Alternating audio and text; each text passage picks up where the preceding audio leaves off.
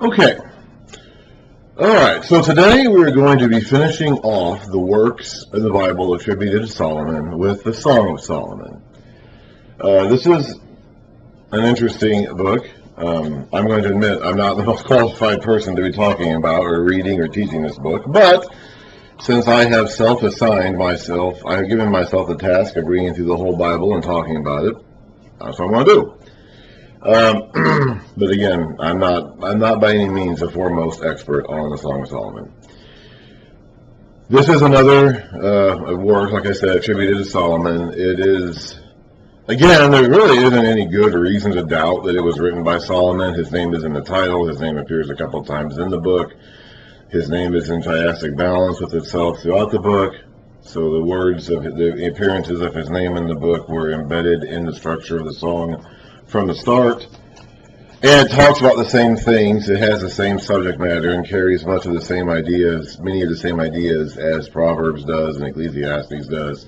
And it fits the profile of what we know about Solomon in the books, in the history books of Kings and Chronicles.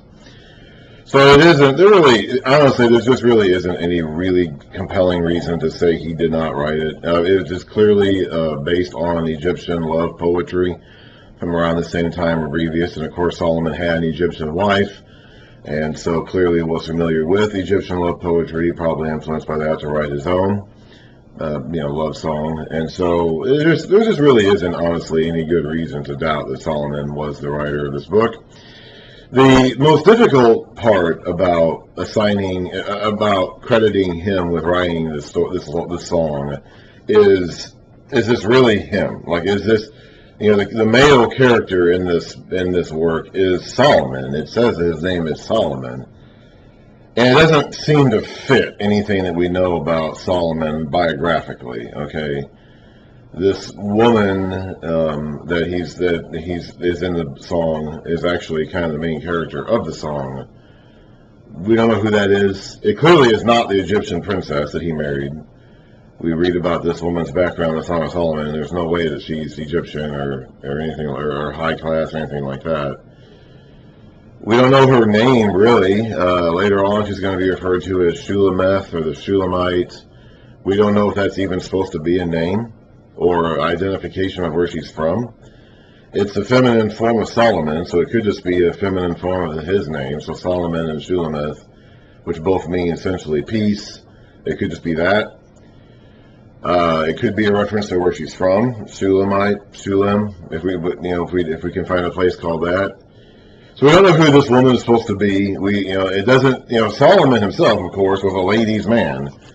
And we read in Kings about him accumulating all these women for himself. Now, granted, this is later in his life, apparently. He didn't start really collecting them to that degree until... And there is even kind of a mention of a growing harem of the king in this song. So that might even factor into the plot later on. So it's kind of hard to say. If the woman in this song is anybody, if we can identify who this woman is, it's not the Egyptian princess that he married. That's the first wife that he's referred to as having married in the historical books. It clearly cannot be her. The information we have about this girl in the song does not in any way match her being an Egyptian princess. So it is not her. If it's anybody that we know from the scriptures, it's probably the Abishag the Shunammite, the girl that was sent to warm up King David in his dying days, and that Adonijah, Solomon's brother, wanted, later on. But I don't know about that either. I mean, Abishag the Shunammite is Shulam, and Shunam, is that the same thing? I don't know. There's no way to say that definitively. So we don't know. We really don't know who the girl is, and it's hard to say exactly where this fits in. And it could be, honestly.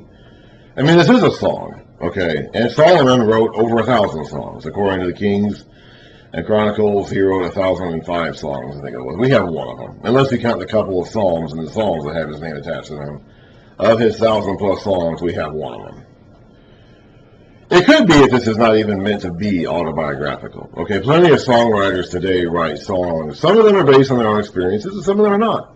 And some of them are exaggerated or hyperbolic versions of their own experiences.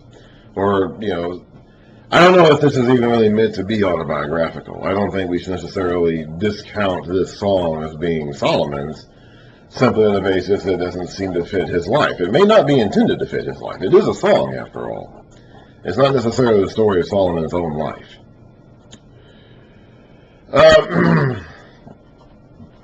Speaking of it being a song, okay, it follows a structure. I'm assuming it's meant to be sung. I'm not going to sing it, okay? I'm assuming that when he wrote this, he had a melody for it in mind, which has long since been lost over the 3,000 years since. So I'm not going to sing it. I'm not going to try to put it to my own melody, okay? And it is originally, the song is native Hebrew, so it has Hebrew elements in it. There's a lot of wordplay, a lot of puns, a lot of the meaning comes through the specific Hebrew words that were chosen. I am not qualified to go into that, okay? I am not going to be able to articulate all the wordplay that features throughout this song. And there's a lot of it. If you read a commentary of it, if you read a translation, based commentary of it, you're going to see there is a lot of wordplay in the original language of this song, and that's where its song elements come from. And I'm going to admit, I'm not qualified. I can read about it, okay, but I'm not qualified to teach that. I'm not going to really try. There might be a few times when I bring it up, but for the most part, you're just going to have to take my word for it. And if you're interested, look into it yourself, okay? It's like, find a translation or a commentary that covers the original Hebrew words behind our English words, and you'll see there are lots of Hebrew wordplays. Of course, those don't usually translate at all, okay? There's usually nothing the translators can do. I let the cats out today. I did not put them up in their room like I sometimes normally do. I did it on purpose. The Song of Solomon is a hot and steamy book, okay? And I'm not by any means qualified to read anything hot and steamy. So to keep the mood light, I let the cats stay out here. Just keep things from getting too hot and heavy. Anyway, there's a lot of Hebrew wordplay that doesn't translate at all into English, so we don't catch this at all when we read it, unless, of course, we have a commentary that points it out to us, or a translation guide that points it out to us. Normally, this doesn't really matter. In most of our readings of the Bible, as we read through it, English speakers reading through it, it really doesn't make that much of a difference. In some cases, in some difficult texts, it can help a lot to go back to the original language and parse through it and see what the original words meant and how they were phrased and how they were communicated. And some of the poetic sections, it can mean a lot too. And Song of Solomon, that's one of them. It's one of them there. There's a lot of imagery in this book. It's a song, and they use a lot of imagery. And of course, this is Hebrew. This is mid-900s Israel. Mid-900s BC ancient Israel imagery, okay? So the imagery that Solomon and Philemeth are going to be using to describe each other are going to be images that make sense to them.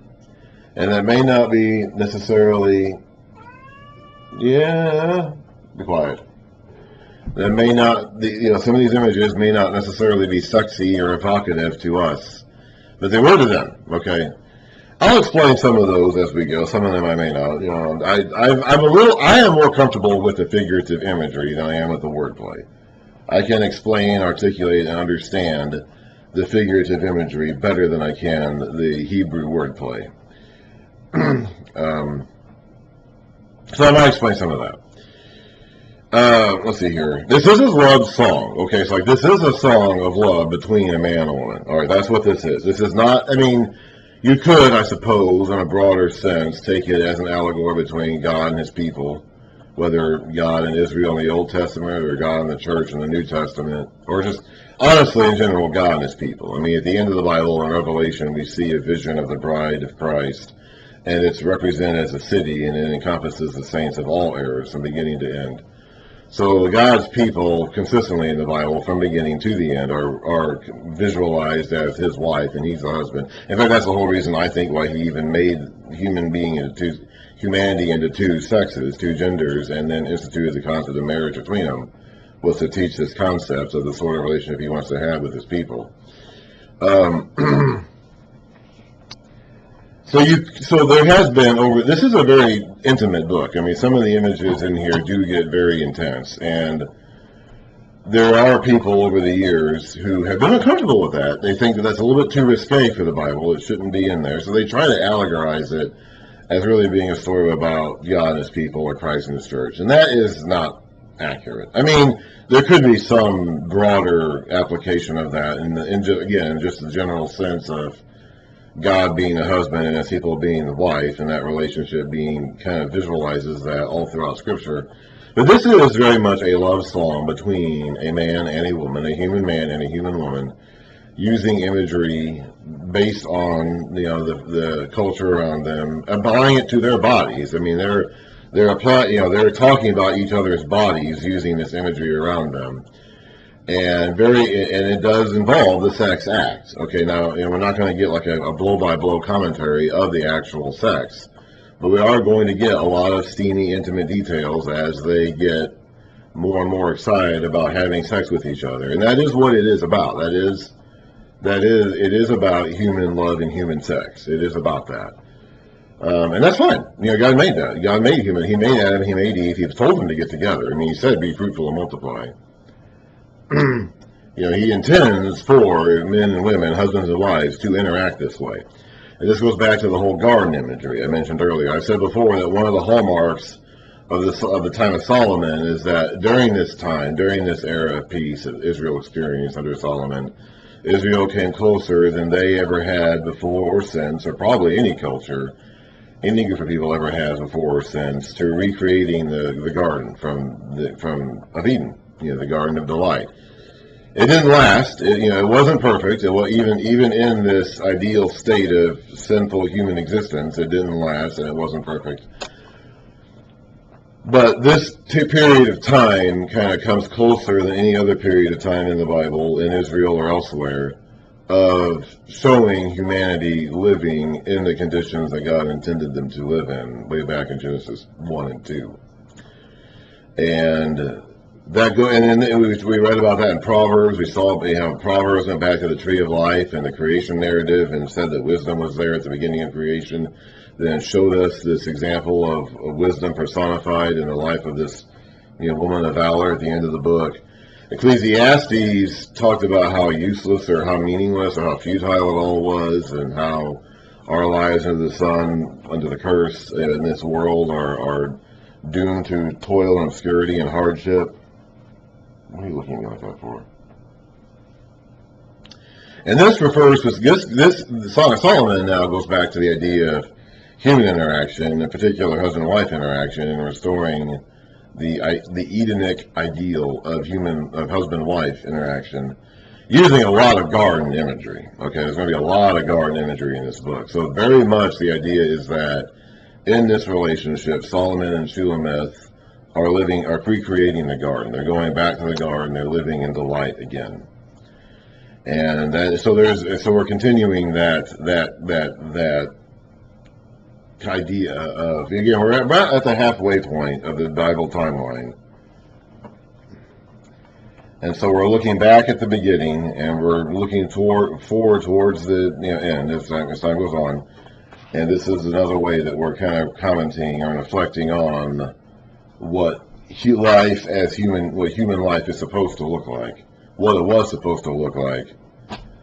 The idea behind,